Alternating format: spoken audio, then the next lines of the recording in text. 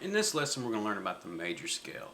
Now, the major scale is the building block of all Western music. All your chords and key signatures, everything that we used, and when we're talking about theory and how things are arranged, we all go back usually to the major scale for songs in a major key. Now, the major scale contains 7 notes. It's the do re mi scale. If you've ever heard the do re mi song, it's it should be very familiar to your ears. And in Figure 1, you can see the 7 notes, and these are the 7 notes in the key of C surrounding our open C chord. So here it is, as in Figure 1.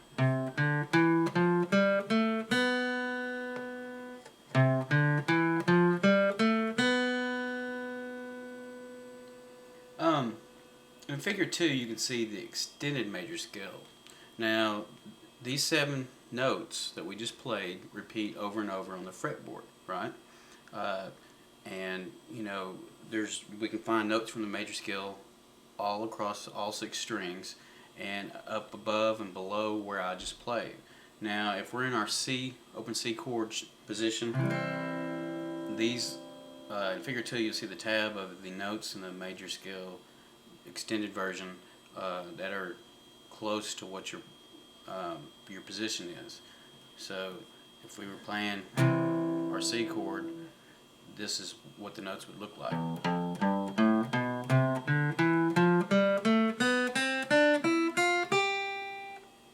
Let's do it again.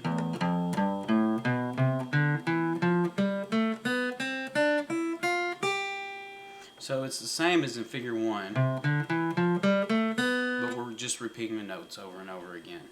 And so those are your available notes, and you notice it starts on the low E string, so it's not starting in C. When we get to C, the notes down here are the notes that lead up to C. And you can hear it with your ear. Now, to make sense of the major scale, it's a good idea to number it. So we say for the C, starting on C, we start on 1. So as we go up the scale, we can count 1, 2, 3, 4, 5, 6, 7. 1, 2, 3, 4, 5, 6, 7. Now those numbers are called the scale steps. So when I say a second, I want the second scale step. I can start on C and go C, which is 1, and that would be 2, which would be a D. If I wanted to do a 4, 1, 2, 3, 4, that's a 4th, and that would be an F. Previously, we learned the pentatonic major scale, and the pentatonic major scale is almost identical to the major scale, except we are omitting the 4th and 7th scale steps. So in a pentatonic major, as in Figure 3, remember we learned this pattern.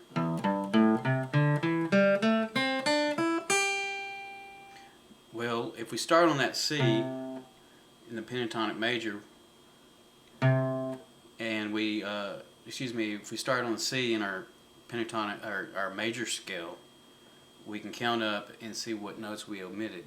1, 2, 3, 4. We omitted the 4th, which was an F. And let's start over and we find the 7th. 1, 2, 3, 4, 5, 6, 7. So that's an open B string. So we omitted F and B out of the major scale for our pentatonic major. Now the reason we played the pentatonic major is